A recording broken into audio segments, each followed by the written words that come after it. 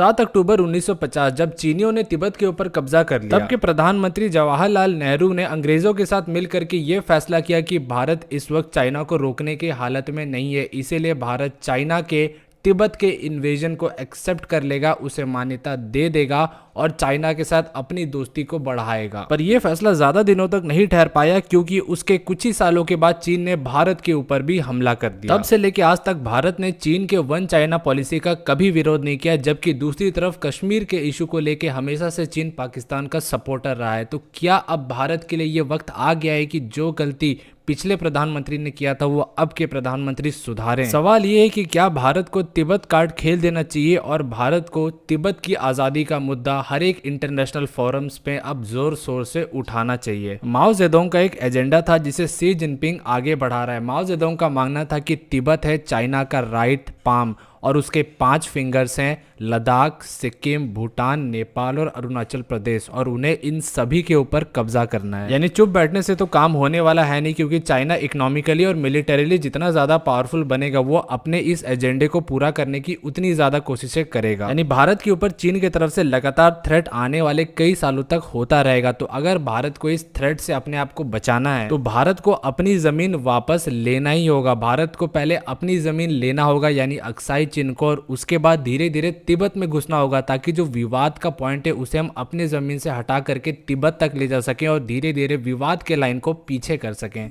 ये काम एक झटके में नहीं हो सकता है क्योंकि इससे युद्ध का खतरा बना रहता है। इसे हमें धीरे धीरे करना होगा, ठीक उसी तरीके से जैसे चीन हमारे खिलाफ करता है। हालांकि चीन की भी दिक्कतें कम नहीं है। चीन ने पहले तो दुनिया भर में कोरोना वायरस को एक्सपोर्ट किया, अब चीन दुनिया को एक फाइनेंशियल क्राइसिस भी एक्सपोर्ट करने वाला है। आपने एवरग्रैंड क्राइसिस के बारे में सुना होगा। एवरग्रैंड चाइना की एक रियल एस्टेट कंपनी है जो कि अब दिवालिया होने के हालात में पहुंच चुकी है। इस कंपनी को लेकर के दुनिया बहुत ही ज्यादा चिंतित है क्योंकि इसका जो लोन है वो $300 बिलियन का है, यानी पाकिस्तान की अर्थव्यवस्था से भी ज्यादा। अगर ये कंपनी दिवालिया हो जाती है तो इससे दुनिया भर में एक फाइनेंशियल क्राइसिस आ जाएगा, जैसा कि 2008 में आया था, और दुनिया भर के स्टॉक मार्केट्स क्रैश कर सकते हैं, जिससे दुनिया भर को काफी ज्यादा आर्थिक नुकसान होगा। इसके अलावा चीन अपने ही कंपनियों के ऊपर नकेल कसती जा रही है, जैसे कि टेक्नोलॉजी कंपनीज के ऊपर, साथ ही साथ ऐसे फैक्ट्रीज के ऊपर जो कि चाइना के पावर गोल को मीट नहीं कर पा रहे हैं। इसका असर आपको आने वाले सालों में चाइना के जीडीपी के ऊपर भी दिख सकता है, जिससे जीडीपी ग्रोथ रेट काफी कम होने की संभावना दिख रही है। चाइना अपने कंपनीज के ऊपर ऐसे एक्शंस क्यों ले रहा है, इसके ऊपर एक और वीडियो मुझे बनाना पड़ेगा। चीन अपने इन्हीं कमियों को छुपाने के लिए दुनिया के सामने अपनी मिलिट्री पावर को प्रोजेक्ट करने में लगा हुआ है। चीन में फिलहाल एक एयर शो होने जा रहा है जिसे बहुत बड़ा माना जा रहा है। चाइना इस एयर शो के जरिए पूरी दुनिया को दिखाना चाहता है कि उसके देश में जो मिलिट्री टेक्नोलॉजी है वो कितना ज्यादा एडवांस्ड हो रहा है और आने वाले समय में किस तरीके से वो इन एडवांस्ड वेपन्स को पूरी दुनिया में बेचने वाला है। इस एयर शो में चाइना अपने लेटेस्ट हथियारों को प्रदर्शित करने वाला है। इसमें शामिल है विंग लॉन्ग 2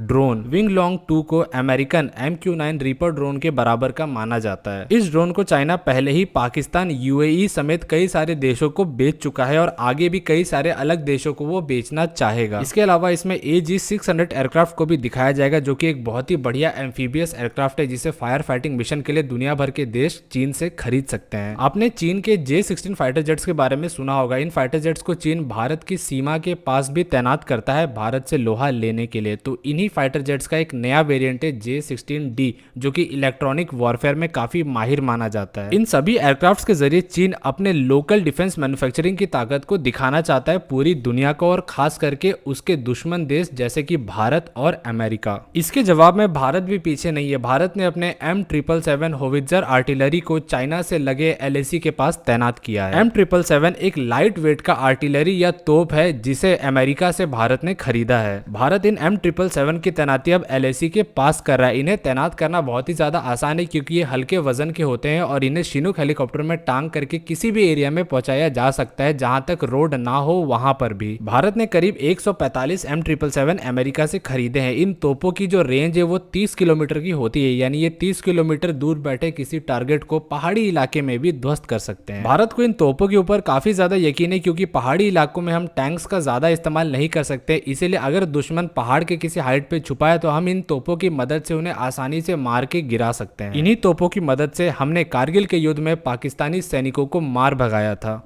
ओडिशा के चांदीपुर में डीआरडीओ ने आकाश प्राइम मिसाइल का सक्सेसफुल टेस्ट कर लिया है। आकाश प्राइम पुराने आकाश मिसाइल का एक नया और बहुत ही एडवांस्ड वर्जन है। आकाश दरअसल एक सरफेस टू एयर मिसाइल है। ये एक ऐसा मिसाइल है जिसे अगर दुश्मन का एयरक्राफ्ट या मिसाइल हमारे एरिया में घुस जाता है तो हम इसे जमीन से छोड़ते हैं और ये जाके सीधा उससे टकरा के उसे ध्वस्त कर देता है। यानी ये भारत का एक एयर डिफेंस सिस्टम है। टेस्ट के समय हवा में एक यूएवी को छोड़ा गया था। इस यूएवी को दुश्मन का एयरक्राफ्ट माना जा रहा था। इसके बाद आकाश का काम था कि जाना, उसे ढूंढना और उसे पकड़ करके ध्वस्त कर देना, जो कि आकाश ने बहुत ही अच्छे तरीके से कर दिखाया।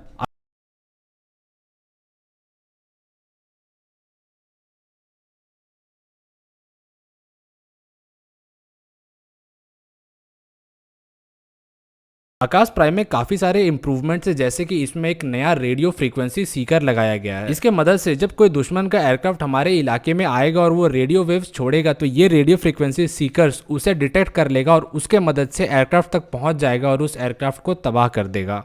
दोस्तों, आप इंडियन आर्मी और स्पेशल फोर्सेस से जुड़े हुए टी शर्ट्स और स्वेटशर्ट्स हमारे ऑफिशियल स्टोर बलिदान से खरीद सकते हैं। मैं आपको बलिदान का लिंक नीचे डिस्क्रिप्शन और कमेंट बॉक्स में दे दूंगा। तब तक के लिए अगर वीडियो पसंद आया तो इसे लाइक कर दीजिए, वर्ल्ड टॉक चैनल को सब्सक्राइब कर लीजिए। ऐसे ही मजेदार कंटेंट्स रोजाना देखते रहने के लिए मिलते हैं अगले वीडियो में। तब तक के लिए थैंक्स फॉर वॉचिंग।